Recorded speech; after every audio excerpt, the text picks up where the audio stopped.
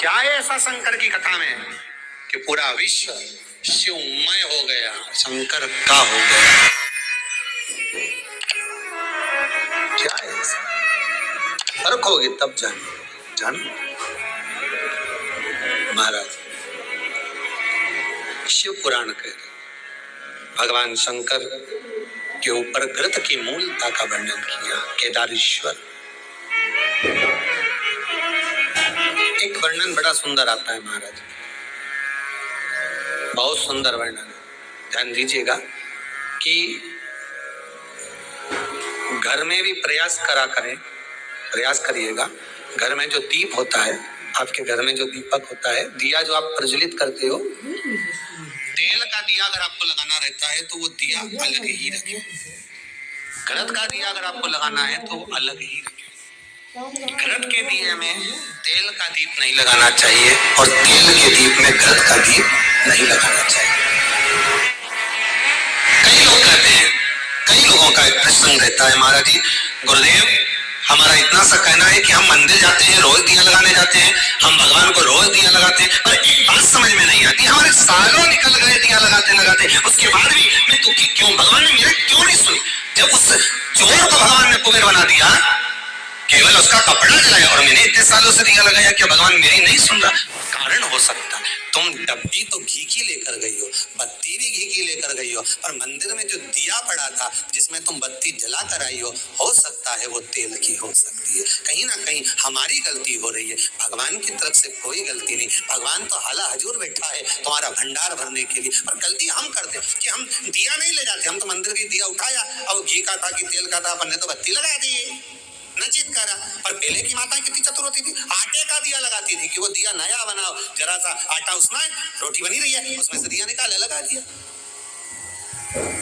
नहीं लगाना, दीप नहीं है। अगर आपको लगता है कि ये तेल का घी का दिया अलग होना चाहिए, इसलिए पहले मंदिरों के अंदर घृत दिया लिखा जाता था, घी का दिया, घी का दिया। आप कभी महेश्वर जाइए, महेश्वर में नर्मदा जी के घाट पर शिव मंदिर में जो दिए जलते हैं वहां लिखा रहता है ये घृत का दिया, तेल का दिया, वहां लिखा है, दिए ही जलते हैं वहां 108। ये घृत का, ये तेल का।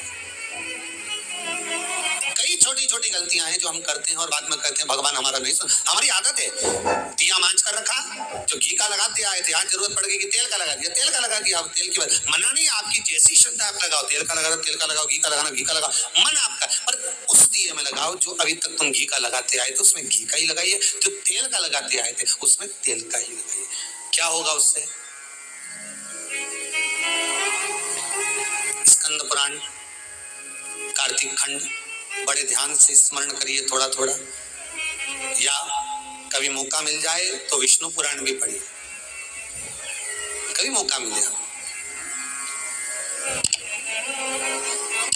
कल्याण का कृष्णांक वो भी पढ़िए,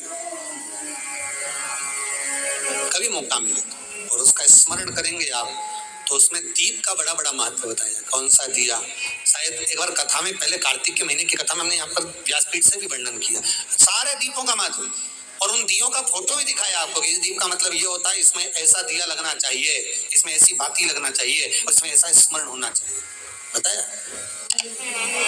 दीप महत्व।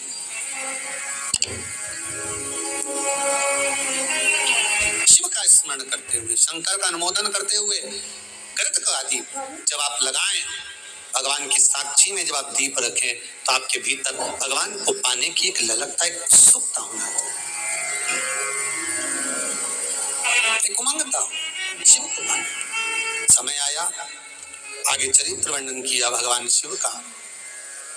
माता पार्वती जी की गोद में जो श्री गणेश जी महाराज विराजमान थे, उन्हीं का मंगल विवाह रिद्धि सिद्धि के साथ किया। विवाह कर देना एक अलग बात है, और रिद्धि सिद्धि घर में आ जाना एक अलग बात है। नियम से, निवेदन से, करबद्ध निवेदन रहेगा कि घर में जिस कन्या को आप विवाह कर ला रहे हो उसका धन नहीं देखना हमको, उस कन्या का हृदय चित्त देखना। आप धन लेकर नहीं आ रहे हो, आप आपके घर में बहू लेकर, बहू का मतलब होता है जो बहुता में सम्मान पाए और बहुता में सम्मान दिया भी जाए। घर में जब प्रवेश करे तो हमको धन दूसरे का नहीं चाहिए, हमारी बहू का पांव घर में ऐसा पड़े, संपदा उसके आनंद में पड़े, बस ये भाव रखकर हमें भीतर। भगवान गणेश जी महाराज का विवाह करा, रिद्धि सिद्धि आई, और रिद्धि सिद्धि आना कोई साधारण बात नहीं, सहज बात नहीं। जब मन पवित्र होता है, हृदय चित्त पवित्र होता है, तब जाकर घर में वैभव रिद्धि सिद्धि सब भगवान देता है। अगर आपके घर में भी सुख आ रहा है, आपके घर में भी संपदा बढ़ रही है, समझ लेना आपके घर में कोई शंकर का भगत होगा, शिव का उपासक होगा, भगवान की भक्ति में डूबने वाला कोई ना कोई एक व्यक्ति तुम्हारे घर में मौजूद होगा, विराजमान होगा। उसके चरण का जो धन है वो तुम्हें प्राप्त हो रहा है, उससे हमारा जीवन सार्थक हो रहा है। इस बात का अभिमान ना करें कि आप कर रहे हो, आप नहीं, शिव करा रहा है, शिव करने वाला है, शंकर करा रहा है। पांचों जजमानों को बहुत बहुत साधुवाद देते हैं।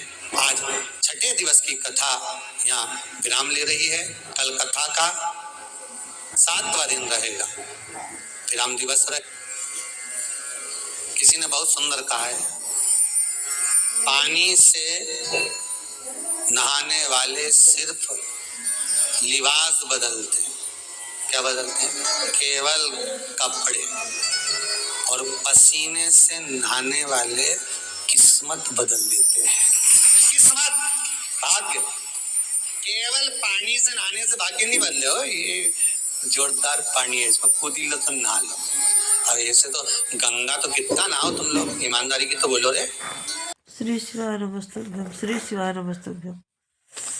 जो भी भक्ति भाव पूजा पाठ हम करते हैं, उसमें अनजाने से जो हमसे गलतियां हो जाती है, उसी कारण हमें पूजा का कोई फल नहीं मिलता।